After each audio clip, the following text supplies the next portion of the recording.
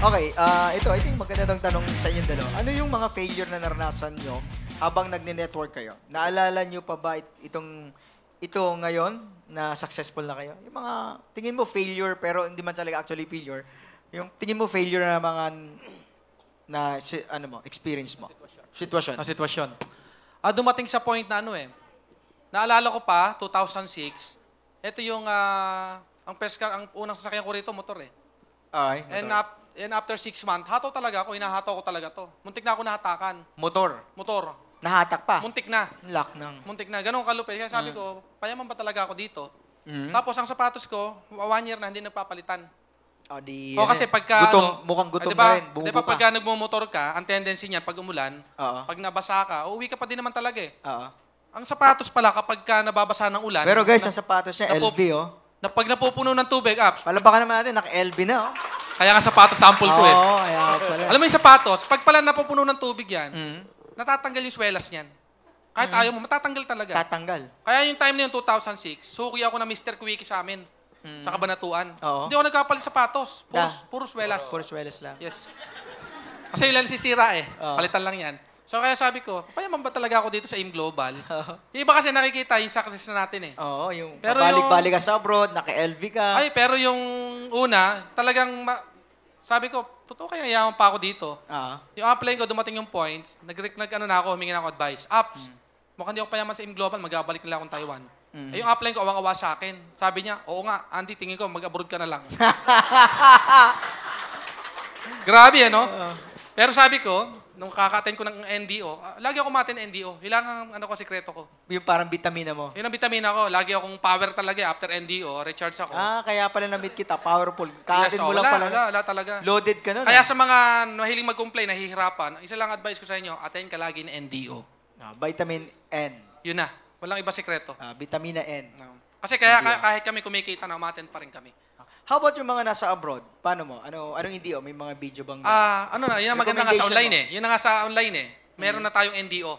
Kaya hindi ka na mahihirapan. Isisend mo na lang. Ito nga maganda apps eh. May good news ako sa kanila eh. Yun. Gusto ko yan. 8 years na ako sa negosyo na to. Ang dami nagtatanong sa akin, Upline, wala ka bang presentation? Oo. Ang dami nag-request. Oo. Ang gusto nila mag-present ako. Kasi yun ang happiness ko yun. Pag nag-present ako, gusto ko yun, nag-explain ako. Kaya lang, hindi ko na mapagbigay niyo iba. Oo. So, ginawa ko na lang. Since uso na online ngayon, nag-video recording ako. Gumawa ako. I-upload ko bukas na bukas. Ayun! Aabangan natin si Kabayang Andy. Ano siya? It takes, I think, mga 37 minutes. And para sa akin kasi okay na din yung time. Kasi complete yung discussion ko. Kinumpleto ko na. So, may closing na. Kompleto, may closing na siya. Okay 37 minutes. Okay na yun, kaysa yung nasa YouTube na 1 hour, 2 hours. So tingin mo, sa nakapanood ng 10, ilan yung magpipain? Ay, malupit na positive ako dyan eh. Batting average ilan? Napaka-positive ko dyan. Pag napanood nila yon, magjo-join talaga. Ang tanong na lang doon, 3 heads ba or 7 heads? Yun. So, ibig sabihin, pag may nakapanood na 10, ang magjo-join 30. Ganun ako Kasi positive. 3 heads lahat. Balita ko pero mga video mo, natuto ka. Gusto ko mag-join eh. Saan nag-join? Pinunod ko kasi eh. Ganon, nakuha mo ako? Ganon ako nabaliw. Sarili ko yun ha. Nabaliw sa kanya, CD. Sabi ko, galing oh. Ang pogi ako eh. Sabi ng misis ko, baliw ka. Sabi ng misis ko, baliw ka talaga. Buti hindi mo hinanap sa personal, photograph ka dun. Kaya nga eh, ganon ka baliw. So, nakaka-excite talagang panoorin. Nakaka-excite. Na-excite ako. Grabe. So, ako pala yung nakapanood. Just excite na. Nakapanood nila bukas yun. Share ha. Kabayang Andy. Sa akin para sa akin, ito na yung level na, para sa akin, ano naman ba yung pwede nating itulong sa kanila? Kasi baka iniisip ng iba, siguro baka by group kayo. Hindi po kami ganon. So, nasagot yung sabi kanina ni RTD na, huwag ikaw muna mag-present yung upline mo. O di tama-tama, may video na siya yung pagpipresent natin. Sabi mo, ay grabe, ang magpipresent sa'yo, top 5 ng company. Ang malupit ito, kumikita to ng 1.5 to 1.8 million a month. Eto, panoorin mo. Andy Yakat, YouTube. Yes. Woo! Correct! Galing. So, I think same question. Tingin mo failure yung mga naalala mo pa noon? Wala nang maalalang failure. Wala, no? Wala kasi, alam mo kasi, Wala engineer talaga. ka. Pinalaplano mo lahat para kang tulay. Oo. Dapat walang sablay, no? Kasi yung failure na pwede nyo i-consider, pwede i-consider ng iba. Para sa akin, ano yan part siya ng success, ingredient siya Ingredients. Kaya hindi ko siya makakonsider na failure. So parang another story, inspirational. Like ako, hindi siya failure eh. For me, na-inspire ako sa kwento Hindi, niya. ano yung na-ups eh. Para sa akin na Motivation. motivation, correct. Kasi nga, kaya, ba't ko kinuwento? Kasi yun yung pinakamahirap na part para sa akin. Na Bumubuka ang isang sapatos. sapatos na mga 6 times na pinalitan ng swelas bago ko bumili ng bago. Pero na ano mo yun, natago mo yun. Ay, hindi mo na pwede itago talaga eh. May amoy na. Hindi, ala na eh. Pagka hinawakan mo, napipilas kusa eh. Ay, grabe. Hindi na. Hindi pwede preserve eh. Anong tatak nun? Ano, hindi ko na matandaan tatak. Walang tatak eh. Kasi yun lang pwedeng bilhin eh. Kasi pag yung tatak, branded yun. Wala. Basta black shoes yan. Kahit Markina, kaya po, hindi, saan gawa Wala dun? eh. Nabili lang yun sa bangketa eh. Sa Binyan siguro. Hindi ko nga alam kung brand yung bago yun or second hand eh. Kasi nga walang tatak. Walang tatak. Ganon sa mga palengke, di ba? Nabura na. Hindi mo Second hand talaga- John, may tatak yun, nabura na. Eh, baka. Yung Hindi ko mga na nagamit ano. ng first owner, nabura na. Second Hindi ko owner lang ka, ano. kaya Kasi walang ang tatak. halaga din nun, mga 400 pesos din yata yun eh. Ang malaking bagay ng panahon na yun. 400 pesos. 4 pesos. Siguro, ang ngayon ngayon, mga 700 pesos. Ang halaga. Okay, Kasi- pala pa natin si Andy Yakat. Nag-enjoy ako eh. Pero actually, wala na tayong question. So, wala na. Tapos na tayo. Siguro, ano na lang, last maze. Gusto niyo po magtanong? Gusto niyo yung tanong, ano? So, tapos na tayo. Pero wala tayong tanong eh. So, wala Hindi, ganito. Siguro, yung may mga tanong, may mga ano naman tayo. Magbibigyan ko kayo. Siguro, bigyan niyo ako ng tig isang tanong o dalawang tanong. Ako naman, kayo naman, ako naman sasagot. Yes. Meron akong tanong. Negosyo to, ha? Ikaw, Ako na muna. Okay ito tanong ko. Yung iba ang sinasabi ng iba, para maging successful, kailangan nagkasalita ka. Kailangan umaharap sa maraming tao, kailangan marunong ka mag-OPP, kailangan marunong ka mag-NDO, kailangan hyper ka. Yung mga sinasabi ko na to, iba, nakikita sa akin. Bakit kayo ibang uplines, bakit hindi naman nagkasalita, pero bakit ang laki ng mga kinikita? Batayan ba magaling ka magsalita para maging successful ka? Kailangan ba magaling ka magsalita para maging successful ka? Oh, ikaw, di ka nagsasalita eh. Hindi. Ups, ikaw. Grabe, no? Marami nagtatanong sa akin, no? Masasagot niya yun. Mas magaling siya sa akin. Masasagot niya yun. Engineer to eh. Ha? Okay ba yung tanong? Aircraft mechanic lang ako eh. Anyway, sagutin mo. Ayun. bagay nagsasalita Bagay sa'yo ka, yung tanong na yun. Para sa akin yung tanong. Nagsasalita kasi ako eh. Hindi, yung nasabi ko, yung... Nagsasalita. Kasi iba gusto nila, kailangan marunong ka sa lahat. Kailangan ba yon para mag-succeed ka dito? Ito, ang totoo po, marunong ako magsalita. Dahil pinractice ko naman yan. Nag-start ako kasi binigosyante kasi ako eh. Galing ako sa traditional na negosyo. So, yung mga sinasabing nawawala ng, normal sa akin yan, hindi sa ibang kwento, yung nawawala ng pambayad sa kuryente, kasi kami may business yung brother ko. Nakakita ko sa brother yun, siyempre, ang kuryente ng brother ko, minsan 20,000. Para sa akin, yung pag nawawalan minsan ng pera, normal yan. Sa business, normal yan. Nauubusan ka, normal sa business yan. Well, ako, nung nag-start ako sa network marketing, ang utak ko talaga, yung ownership. Mayroon akong lagi may sarili akong office. Mahilig ako sa office. Mayroon akong sarili kong whiteboard, nagsasalita ako. Nag-iinsayo talaga ako. Marunong ako magsalita. So, kung hindi man ako nakikita nagsasalita o nag-OPP, because gusto kong yung mga leaders ko sa ilalim, especially yung mga bago, kasi pag ako nagsalita, di ba, si apply na lang, siya na lang magaling. Pag si apply nag-talk, pag siya nag-close 100%, panalo yan, jojo yan. Kaya lang gusto kong bigyan ng break yung mga ilalim ko. Gusto ko i-sacrifice yung sarili ko para malumabas yung potential nung nasa ilalim ko. Kaya nakita mas maraming lumabas na mas magaling sa ilalim sa network ko. So, yun lang. Kailangan, yes, kailangan. Yes. Ikaw. Tanong natin. Hindi, sagutin mo rin yung sagot niya. Sasagutin natin yun. Oo.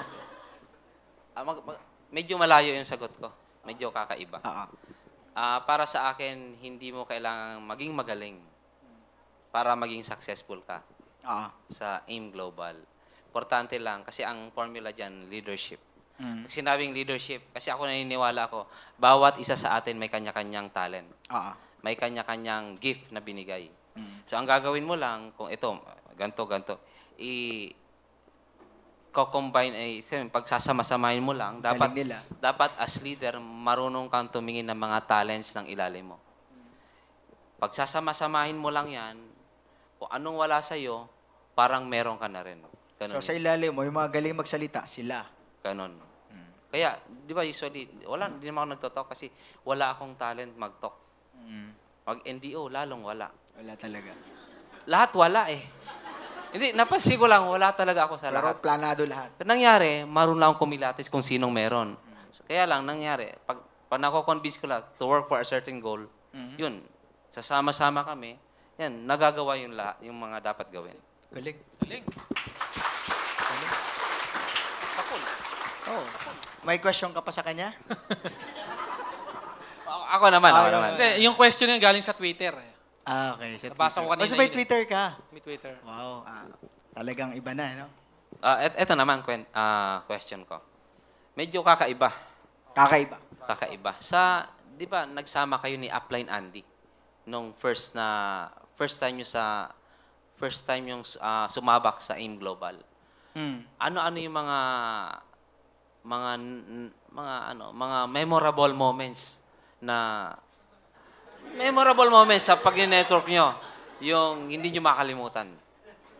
Nako. Huwag kang tatabi dito matutulog. Nakabrief yan, kadiri. Ew. Pag summer yun. Di ba kasama mo na si Mike? Si Mike, kasama si Mike. Si Andy, ang pinakamagasarap na kasama si Andy kasi yun nga. Una-una yung power niya. Hindi mo mararamdaman yung pagkasama mo siya, alam mo positive lang. Positive ang ini-expect mo, positive ang mangyayari, positive ang katapusan. So yun yung masarap na kasama kay Andy. Tapos, pangalawa, yung alam mong safe. Saka, yung parang mas after ng ginawa nyo, may saya pa. Kasi parang kami gigitara eh. Pagkatapos nung nagtrabaho kami, may presentation. After na, meron kaming sa bahay. Basta laging may saya. So, yun yung natatanaw ko, Andy. Pag sinabing Andy, kaya nga sabi ko power plant. Kasi puro power eh. Minsan gino-joke siya na parang puro naman power ka. Pero, yung attitude na yun, yung nagdala sa kanya sa success at kung nasaan siya ngayon. Dahil dun sa grabing power na hindi, kakaiba to eh. Kasi hindi nila maintindihan, ba't parang masyado ng plastic, masyado ng kakaiba, parado ng plakado. Correct. Pero, para sa akin, yun yung weapon niya kung bakit nasaan siya ngayon. Dahil dun sa attitude na yun. Yung kakaibang power na yun. Basta power nga, di ba? Pangalan nga sa bar yun, si Power eh. Yung mga bata. Tama yung sinabi ni Aproy na yun. Ang totoo niyan, walang nakapagtanong. Ngayon ko lang naisip yung tanong na to. Baka iba iniisip, Andy, pang ilang kumpanya mo na ba yan? Malamang kanina tanong niyo, no? May lang nagtanong eh. Sa FB sa'yo, wala nagtanong. Ito, pang-apat na kumpanya ko po ito. Pang-apat. Yung first 3 company ko po, wala po nangyari doon. Kasi ano lang ako nun, pa-try-try lang, gamit ang products. So, hindi talaga ako nag-full time. Yung pangatlo, yan, binigay ko yung best ko. Yung pangatlo, binigay ko yung best ko niyan. Yung nagkasama kami ni Aproy. 6 month nagsara. Yun eh. Yun eh. So, kaya sabi ko, bago pa totally magsara, nagpaparamdam pala yung kumpanya. Ayun, buti nilang si Aproy. Ang maganda naman kasama to, although parang tahimik, pero ang lalim eh. Alam mo yun, na gusto mong pumunta ng Maynila, siya pala gusto niyang pumunta ng Baguio. Mas malayo yung gusto niyang puntahan. Sa yun naman nakita ko sa kanya, kaya gusto ko siyang kasama. Kaya nagsisimula kami noon, kaya sabi ko, meron talaga kami mararating dito sa AIM Global. Buti nangyari, tamang company, tamang sistema, tapos ang malupit pa, tamang grupo yung nasamahan. Kasi malamang tanongin nila, ACI or UE and Hawks International. Actually, yung isang grupo to eh. Under AIM 1. Father po nito is Aimfire. Aimfire. Aimfire. So baka tanongin na iba, itong grupo lang ba na to ang ibig sabihin maraming may resulta? Hindi, kahit sa ibang grupo. Basta AIM Global, magaganda talaga halos lahat yan. Nagkataon lang na mga bata, mga gwapito yung nasa harapan nyo. Tama ba?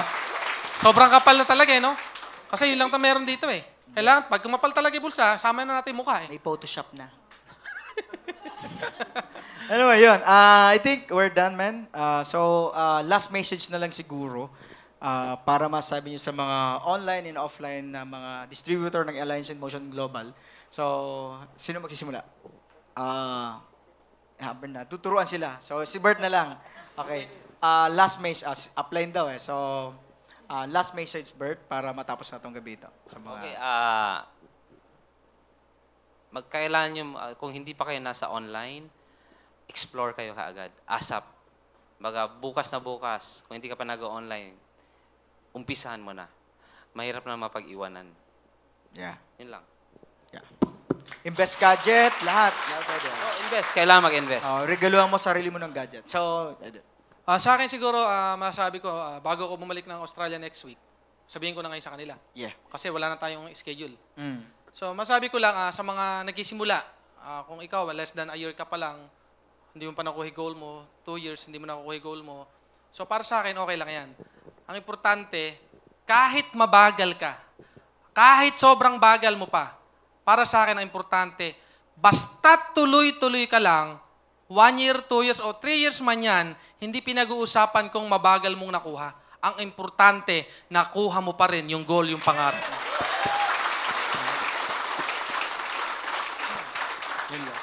So for me, ano lang, pag-combine yung sinabi nila, yun lang. Mag-online ka kasi ito yung trending ngayon. Diba? Mahirap kasi yung, diba, nagko-computer na kami, ikaw, makinilya pa rin ginagamit mo. So tama, simple lang yan. Kumbaga, alam mo na ang trending sa negosyo is networking, dapat nasa networking ka na ngayon. Pangalawa, alam mo na uso sa networking online na, dapat nasa online ka na rin. Kasi laging panalo yung marunong mag-catch ng wave at sumasabay sa wave. Yun ang laging yumayaman. Tama po. So, yun lang po. And thank you very much sa time. Thank you very much sa pagpunta, sa pagsama sa amin dito. And good luck, guys. Happy networking. And I love you. We love you. Thank you and good morning!